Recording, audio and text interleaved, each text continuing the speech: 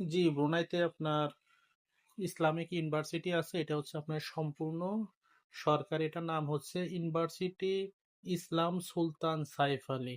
যার short name হচ্ছে ইউএনআইএসএসএ।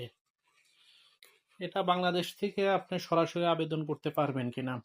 দেখেন, বাংলাদেশ থেকে আপনি চেষ্টা করে দেখতে পারেন। কারণ এই ইউনিভার্সিটিতে আমি যতটুকু জানি এখানে ব্রুনাইনরা বেশি, মানে এই দেশের যারা লোকাল আছে তারা বেশি, আর কিছু আছে হলো আপনার সৌদি আরব থেকে কিছু লোকজন আসে। আর আপনি বাংলাদেশ থেকে যদি আপনি আবেদন করতে চান, তাহলে আমার যেটা অপশন হবে আপনার সবচেয়ে ভালো হবে, আপনি মালয়েশিয়া, ইন্দোনেশিয়া, সৌদি আরব, কাতার এইসব দেশে আবেদন করতে পারেন।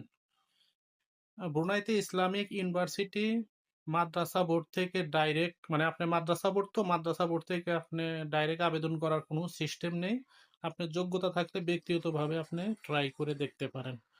তবে আমার দৃষ্টিকোণ থেকে এখানে ট্রাই না করাই ভালো। আপনি অন্য দেশে ট্রাই করেন, এটা সবচেয়ে ভালো হবে।